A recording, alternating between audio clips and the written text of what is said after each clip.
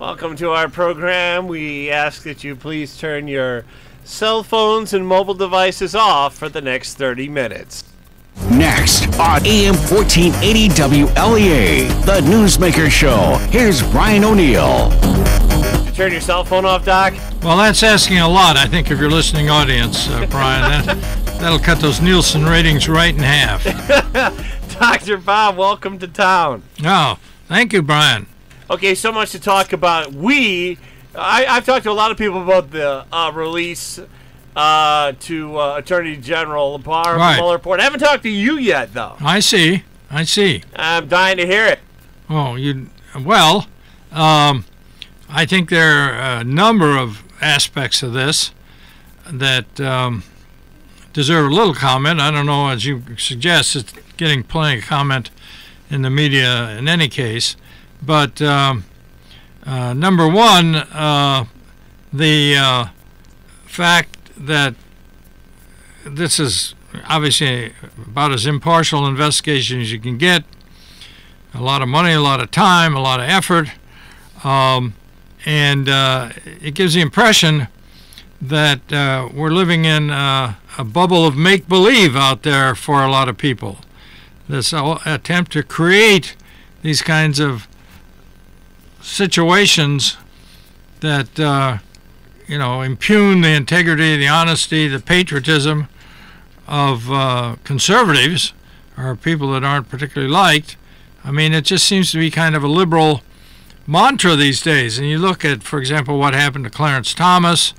You look at what they tried to do with Kavanaugh, and now what they tried to do basically to Trump. And it's not that Mueller was trying to do anything to Trump per se, but it grew out of all these charges that the Clintons were making that somehow he was working with the Russians, colluding with the Russians. And the one thing Mueller found, that there's absolutely no basis for that at all. But that doesn't mean that the liberals are stopping. I mean, some of these people just personally cannot stand Donald Trump. And, of course, some of them can see that he's a real threat to the kind of arrangements that have been going on inside the Beltway for a long, long, long time. And so that makes them very nervous. Dr. Bob, can I say something? Why, sure, I'd be happy. I think some of these people cannot stop beating up on him. It's habitual. Yeah, well, that's it. It's a personal thing, and that's a very poor way to run politics. But, of course, politics has been run that way for a long time in any case. So I think the important thing is to recognize that there is some objective basis for Mueller's conclusions and to move on. And I think Barr did the right thing by saying, the idea of obstruction of justice, that's it. We're moving on. There's no basis there whatsoever. But, you can carry this even further. You can take it on with this guy Smollett in Chicago, who makes up this charge that somehow he's been racially attacked by, who was it, Iranians or Somalis or whatever? Well, the guys that did it were foreigners, but he was implying that they were local Trumpsters in Chicago. Right, and I think he provided them with their equipment and I mean, this is most is alleged, I guess, but certainly the cops are satisfied, as was Raul Emanuel. I was surprised at that. Yeah, that was too much for even him. So you can just kind of make up these situations, and the press just climbs on them and runs with them, and you end up with a totally make-believe situation. And that's where Cortez, of course, plays into it very well. So at any rate, it's a dangerous situation, and it's not clear to me quite how you bring that under control, although I hope the electorate, and I think the electorate does have a much better grasp of this than a lot of the media people. But I do think it'd be interesting to watch now how this strengthens Trump's hand in dealing with Kim Jong-un, in dealing with the Iranians, in dealing with the Chinese. The idea that he's now writing a pretty decent crest here, and we'll just see if this strengthens his ability to act in the area of foreign affairs.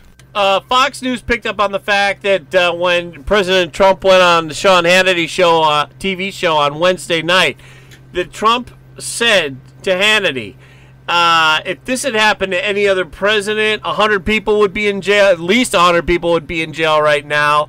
Trump was talking about the feds. And Trump also said that what happened to him was treasonous, and he wants to make sure this never happens to another president. Well, I think his point about not having to do another president is absolutely on target. Now, this doesn't mean you can't have special investigations down the line, but to throw a special prosecutor at the guy, he'd been in office maybe 1 or 2 months, go after all these people that he'd worked with over the years. I mean, you're talking about a guy who's never been in politics before, and working with a bunch of sharks out of Manhattan, New Jersey, whatever, guys who push the envelope wherever they get the chance.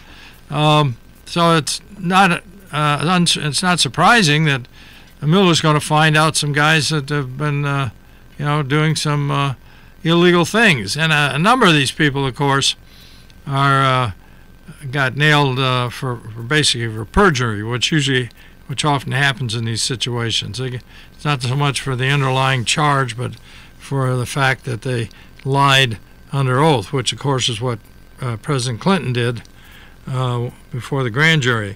So in any case, Trump has a very good point there. Now, if the guy's been in office 2 or 3 years, and so now it might be that you need some special investigation. But no, the stress this guy's been under. That's just not right. You're dealing with people who will not give up the idea that somehow they actually lost the election, and so. Yeah. Did you want to talk about Michael Avenatti at all? No, I don't. No, I don't know anything about him, and I'm happy not to know anything about him. Okay, new Rasmussen poll out says that 50% of likely U.S. voters approve of President Donald Trump, 49% disapprove. What do you make of that? Well, it's a pretty decent poll. Rasmussen does tend to be lean toward the Republican conservative side, but generally speaking, he's not that far off. There are people that just don't like Trump, and they never will like Trump. But the fact is, he seems to be doing some very important things, and so some of those people may actually end up holding their nose, so to speak, and voting for him. We'll just have to see. I mean, there's still time, plenty of time, and we're watching all these fine Democrat candidates come to the fore, and there may emerge from that crowd someone of stellar ability and attractiveness. I don't know. Dr. Bob, can I ask you about Congressman Adam Schiff, the Democrat from California? A bunch of House Republicans went after him on Thursday saying, we want you to resign immediately from the House Intelligence Committee. Right. Well, I think it's a legitimate request. Now, I don't know if they can kick him off the House Intelligence Committee. It may well be that, he's in the majority, so the majority would pick who's on there. Now, this guy's shown what a total jerk these guys can be, and he still won't, he cites all these so-called facts, and that's enough for him, that Trump is engaging in treasonous behavior, despite what Mueller has found, etc. No, it's, but in a House an assembly that big, 435 people, you're going to get some strange characters wandering around. So, but I think that the Republicans did the right thing, frankly. Just laid it out there and said, "Hey, buddy, you're way off base." Can we talk about your former student? That would be Congressman Tom Reed. He's one of them. Yeah, one of many that I'm proud of. Yes, indeed. All righty. Reed went on NPR, National Public Radio, in an interview, and reading the transcript of it, the The interviewer was pushing him on health care. Do you think the Republicans made a mistake in trying to replace it without any real replacement? And you think the Republicans really haven't got anything done except complain about the Democrats? What Reid said was, I disagree with your assessment that the Republicans have not solved any problems. That's false. We've done prison reform, criminal justice reform, and Veterans Administration. Got the Problem Solvers Caucus going. What do you make of Reid's answer there? Well, no, I think the Republicans, despite the obstruction of the Democrats, have in fact been able, along with some Democrats, been able to get some things going. I think what's happening here, and there was a very nice piece in the Buffalo News earlier this week, or maybe late last week, on Congressman Reid and his problem solvers approach. What's happening is that Nancy Pelosi has begun to attend some of their meetings. Now, Pelosi really was pretty opposed to this whole thing originally, because you're building up a group there that she doesn't have control over. But you've got all these wingnuts she has to deal with there, and she can see, I think, that she's just not going to be able to depend on those. There's probably 25, 30 of them that are just out of control. And so it's occurred to her, I think, that if she got some help from this Problem Solvers Caucus and got a few Republicans to go along, she could still move legislation along. And I think so. I think Mr. Reid and his cohort from New Jersey, co-chair, have something going here, something really quite useful. We're going to take a break. When we come back, we'll talk with Dr. Bob, who we've been talking to. Oh, is that? Oh, okay, sure. Would you like to start saving money in a smart, simple, and convenient way? Now you can with Snap Savings from Steuben Trust Company. You can start by enrolling your Steuben Trust debit card. You can use your card for everyday purchases at stores or online. Every transaction will be rounded up to the next whole dollar and transferred into your Steuben Trust savings account. Make saving your money a snap with Steuben Trust. Stop into any location or visit SteubenTrust.com to learn more. Steuben Trust Company, member FDIC, and equal housing lender. It's that time again for the Canisteo Rotary Club's 16th annual penny sale, Saturday, April 6th. Tons of fun, gifts, meals, TVs, oil changes, and lots more. Can't list all the wonderful things you could win, and you can win again and again. Grab the family for an evening of fun and help support a great cause, the Canisteo Rotary Club. Saturday, April 6th. Door opens at 5:15 p.m. at the Canisteo Elementary School on Greenwood Street. Don't miss this fun evening, the annual penny sale, Saturday, April 6th. Be there. Real Incorporated has sold more homes in the area than any other real estate company. We're the only realtors with the same name in the same location with the same staff for 27 years. Doing business with Real Incorporated means your money stays in the community. We're the only locally owned real estate agency in the Canisteo Valley. Stacy and her staff want to sell your home. If you're thinking of making a move, if you're going to be buying or selling real estate, call Real Incorporated today at 607-324-0394. And we're back with Dr. Bob. Now, who was glad on to be his cell back phone with you, during Brian. the break there. Yeah. Well, the campaign's rolling, Brian. We're getting things put together here. That reminds me. Yeah, what? How are things going with Kurt Crandall going for Senator Young's position? Well, it's moving along. We're collecting petitions, and I think you have to have 750. I think he'll have those, and I think it'll be a pretty good number of petitions we'll be able to submit to the Board of Elections for certification. But Mr. Flanagan and his people will, I think, do everything they can to keep Mr. Crandall off the ballot. So we expect there'll be challenges, and we are, I think, prepared to deal with that. It's unfortunate that Mr. Flanagan and Mr. Borelli's people do everything they can to keep people off the ballot. Once you get on the ballot, then it's up to the voters, and that's kind of where we stand. Let the and when you say decide. Mr. Borelli, you're talking about George, the Chautauqua County executive, the guy, who wants Senator Young's who post also there is in the race. Yeah, don't let me lead you there. So we'll see. But he appears to be Mr. Flanagan's pick for that spot. I guess Mr. Flanagan feels he can step into Allegheny County, into the Western New York, and pretty much pick who he needs in the U.S. State Senate.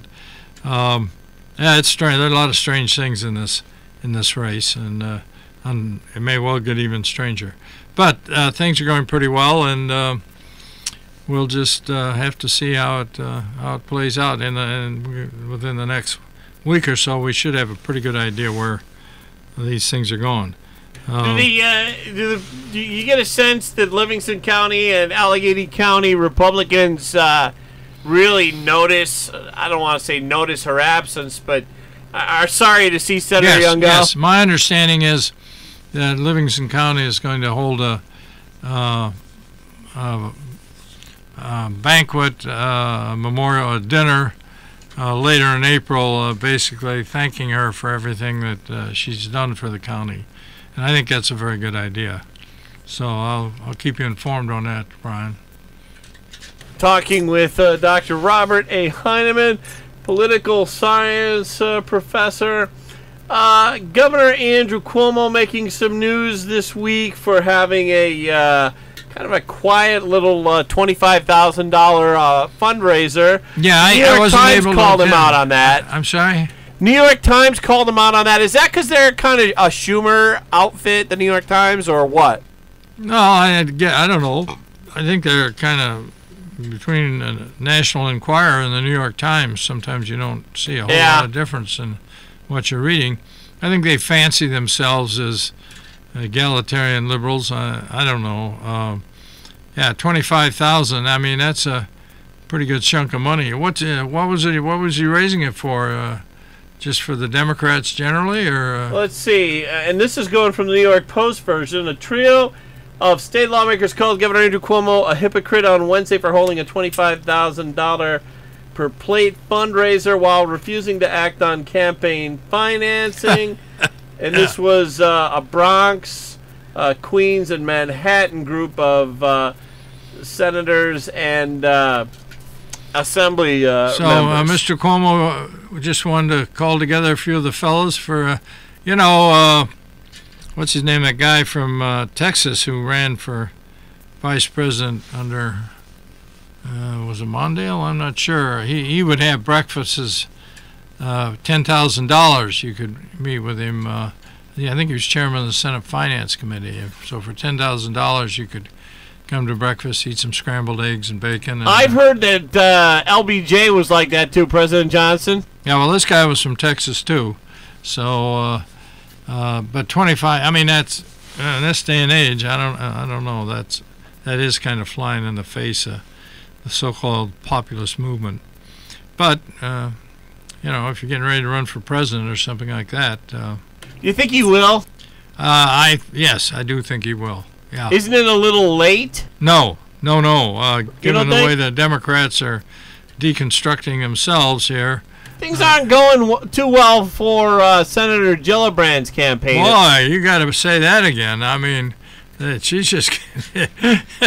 people are just wondering, they're wondering what she's doing and why she's even in there. Yeah, I listened to her the other night. I mean, that was pretty bad. And you're watching her and Warren and I don't know who the other one is. I don't think it's Kamala Harris, going on and on about, there are a lot of other aspects of the Mueller report that we need to look into. It doesn't clear President Trump by any means in their minds. Now, Gillibrand released her tax releases. Yeah, none of the other Democrats have. Yeah, well, that wasn't, sure, tax returns, $29,000 on $224,000 income? I mean, that's not unreasonable. Yeah, that's a slam both on Trump and the other Democrats. Yeah, I guess. Yeah. You figured that out. Well, I don't know, but it didn't look. It's not unreasonable. Yeah.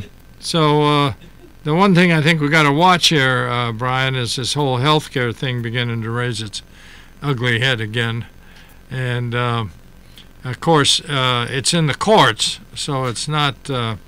Yes, the NPR announcer that interviewed Congressman Tom Reed kept, I don't want to say badgering, but persisted in questions about Obamacare. Reed says he supports making Obamacare unconstitutional. Well, I don't know. I think it's kind of the third rail of politics these days. I don't think it plays that well. Although the fact is, you know, most of the country is covered by some sort of health insurance anyway. But what happened was President Trump, apparently by executive order, did away with a mandatory surcharge if you didn't have health insurance. You know, on your tax form you had, and I think on this year you still do. For 2018, have to pay a fine, and Trump dropped that. Well, the problem with that is it makes it pretty hard then to run the health care system on a halfway equitable basis financially, because people who are healthy won't get health insurance, and the people who are not healthy obviously are going to need health insurance or government help of some sort. So it does undermine the whole system there, and I don't know what Congressman Reed has in mind there in terms of replacing it. But I think it is a legitimate criticism. You should have some kind of replacement or plan on the desktop here. Well, Dr. Bob, we got to go. Got to fly, see you, bye, but thank you so much for stopping by. Well, I think I'm a little weak here on the conclusion, Brian, but maybe we can work on that next time.